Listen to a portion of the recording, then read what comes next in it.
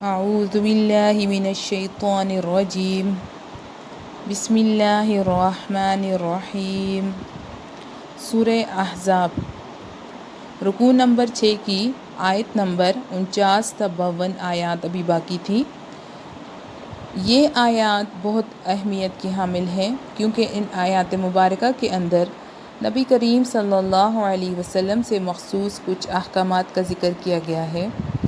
اس کے علاوہ ان آیات مبارکہ میں نکاح اور طلاق کے مخصوص احکامات مذکور ہیں۔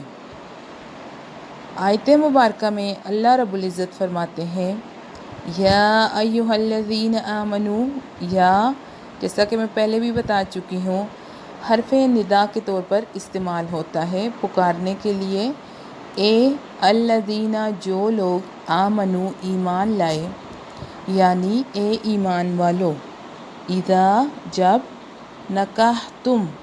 تم نکاح کرتے ہو، المؤمنات مومن عورتوں سے، ثم پھر طلقتموہن تم طلاق دیتے ہو، ہن ان مومن عورتوں کو،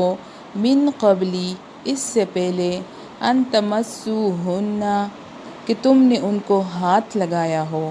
فما لکم تو نہیں ہے تمہارے لیے، علیہن ان مومن عورتوں پر، من عدت کوئی عدت، تعتدونہا جس عدت کو وہ پورا کریں، فمتعوہن پس فائدہ دو ان کو، ان مومن عورتوں کو، وسرحوہن اور رخصت کرو ان مومن عورتوں کو، سراحا جمیلا اچھے طریقے سے رخصت کرنا۔ اب اس آیت مبارکہ میں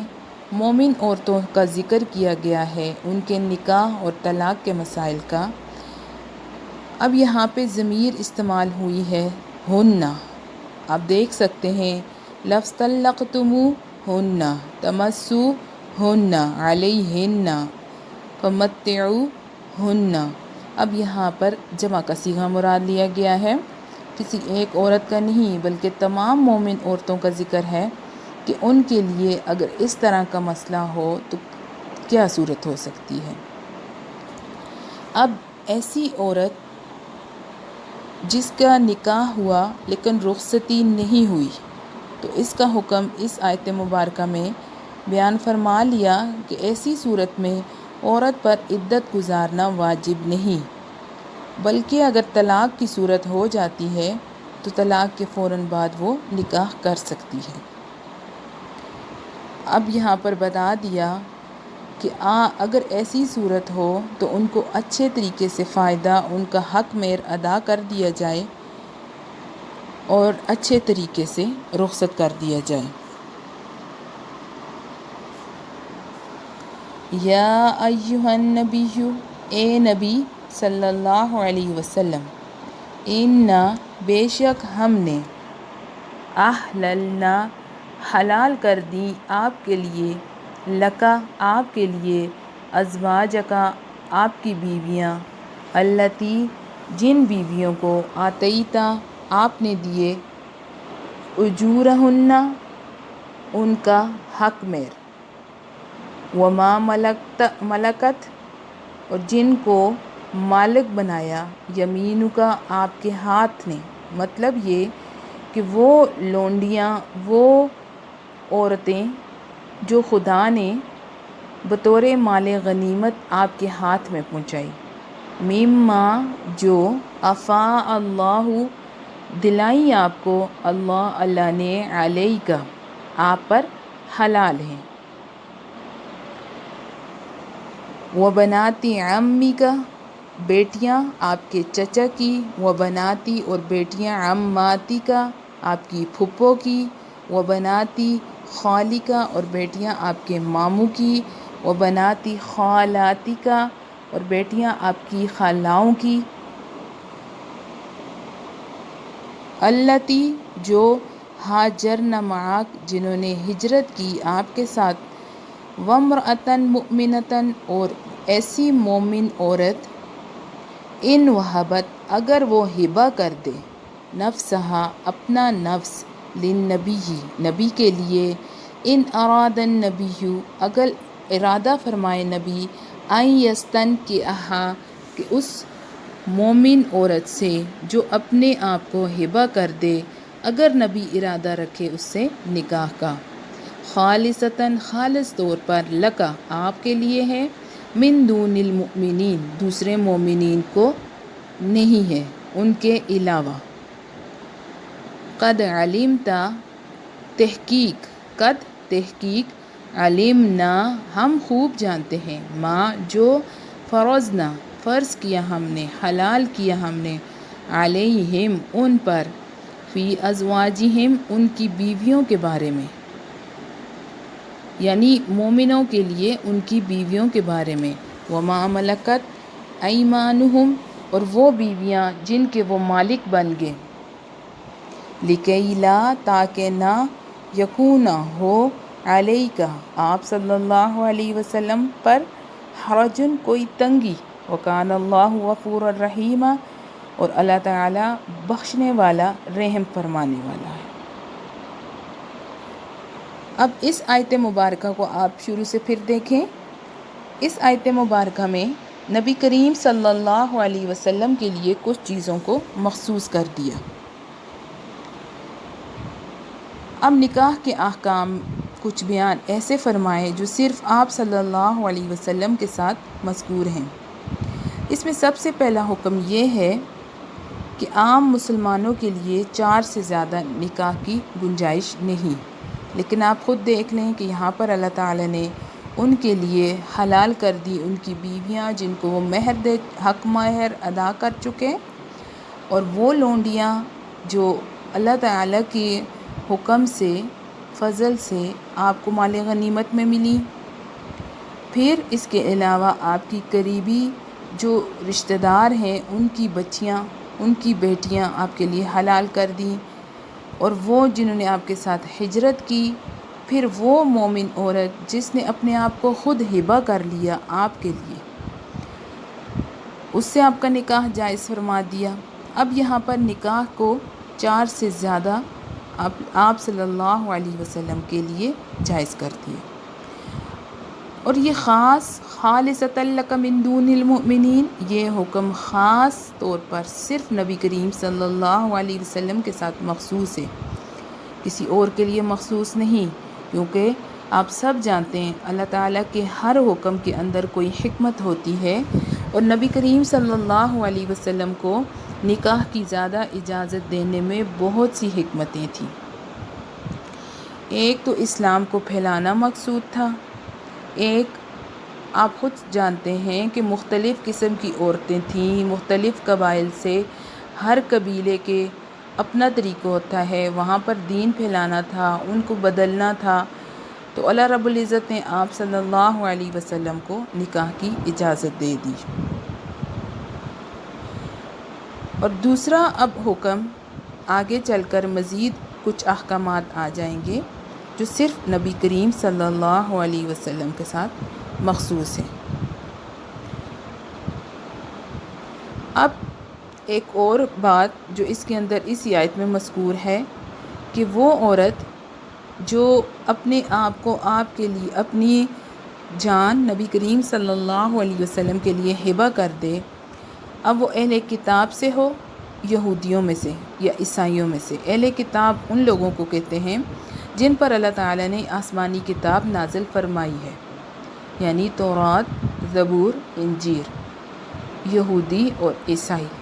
اگر ان میں سے کوئی عورت خود کو پیش کرے اسلام کے لیے اور نبی کریم صلی اللہ علیہ وسلم کے لیے اپنے آپ کو ہبہ کر دے، تو اس کے ساتھ بھی نبی کریم صلی اللہ علیہ وسلم کا نکاح جائز فرما دیا۔ یہ بھی مخصوص تھا، کیونکہ اگر ایسی کوئی صورت کسی مسلمان مرد کے ساتھ آئے گی لیکن ان کے لیے یہ نکاح اس وقت تک جائز نہیں جب تک کہ وہ اسلام نہ قبول کرتے۔ اس میں بھی اللہ تعالیٰ کی طرف سے حکمت مقصود تھی کہ عیسائیوں اور یہودیوں میں بھی اسلام کی عظمت بیٹھ جائے، اور نکاح کے لیے خود کو ہبہ وہی عورت کرتی تھی جس کے دل میں اسلام کی عظمت بیٹھ جاتی تھی۔ اس کے علاوہ مسلمان عورتوں میں سے بھی جنہوں نے مکہ مکرمہ سے مدینہ کی طرف ہجرت نہیں کی تھی، اب ان سے نکاح جائز نہیں تھا پہلے، اب اس کے علاوہ تیسرا خصوصی حکم آپ صلی اللہ علیہ وسلم کے لیے یہ تھا کہ عام مسلمانوں کے لیے کسی عورت سے حق مہر کے بغیر نکاح کرنا جائز نہیں تھا، لیکن آپ صلی اللہ علیہ وسلم کے لیے یہ جائز قرار دیا کہ اگر کوئی عورت، مومن عورت اپنے آپ کو خود پیش کرے تو آپ حق مہر کے بغیر بھی اس سے نکاح کر سکتے ہیں۔ ترجی من تشاء منہن وتؤوی الیک من تشاء۔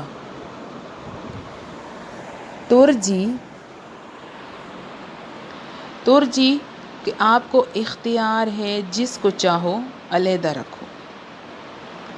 ترجی الگ کریں، من تشاء جس کو آپ چاہیں، منہن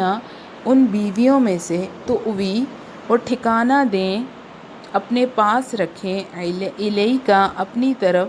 من تشاء جس کو آپ چاہیں، ومن ابتغیت اور پھر آپ طلب کریں، ممن عزلت جس کو آپ نے اپنے سے دور کیا، فلا جناح علیک تو آپ پر اس میں کوئی گناہ نہیں۔ ذالک ادنیٰ یہ دور کرنا، پاس کرنا، یہ سب اس لیے ہے، ان تقر کہ ٹھنڈی ہوں، اعینہن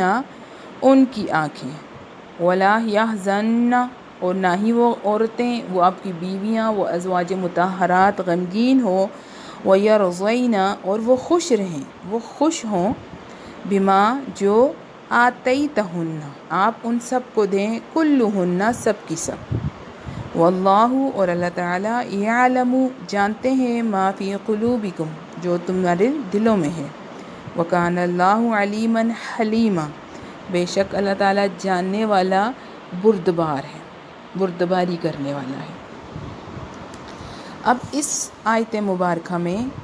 خصوصی حکم، جو چوتھا خصوصی حکم ہے آپ صلی اللہ علیہ وسلم کے ساتھ یہ مخصوص ہے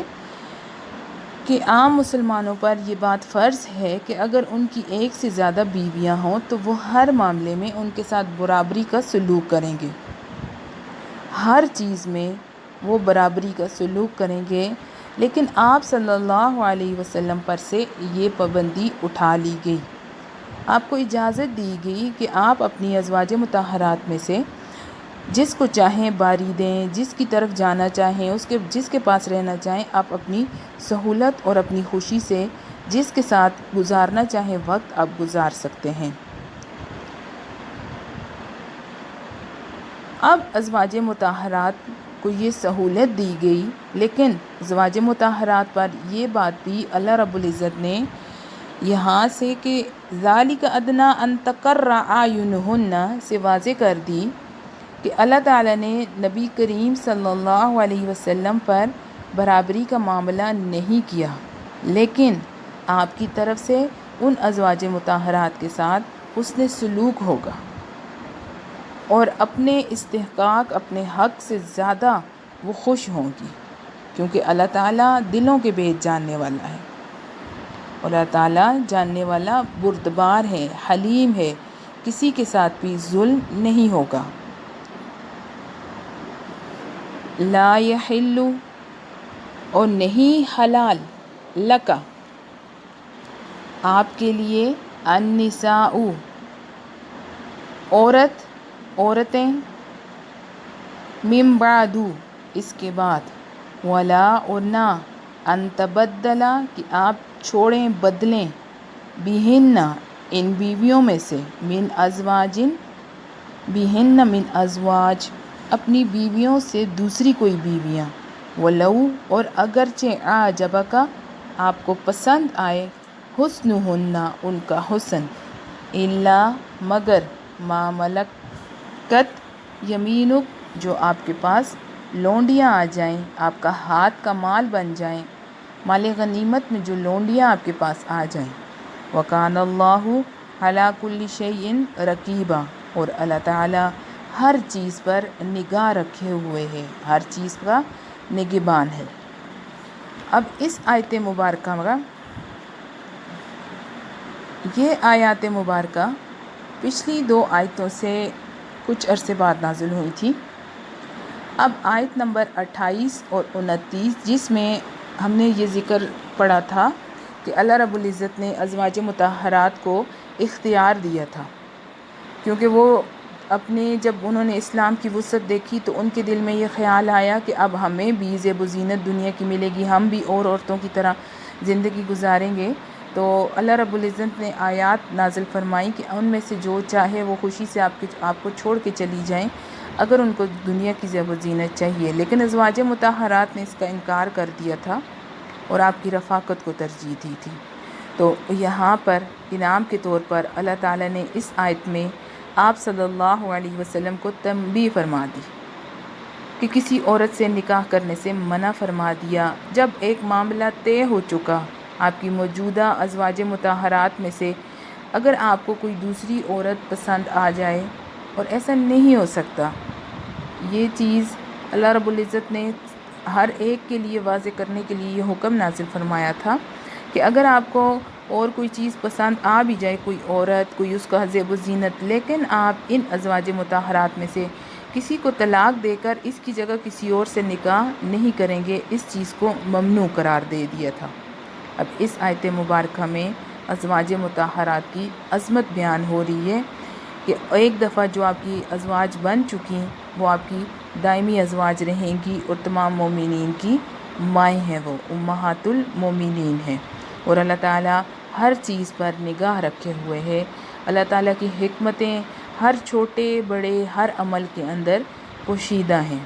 بس انسان ان کو اچھے طریقے سے سمجھ سکے، یہی اس کے لیے کامیابی ہے۔ اللہ رب العزت سے دعا ہے کہ اللہ تعالیٰ اس قرآن مجید کو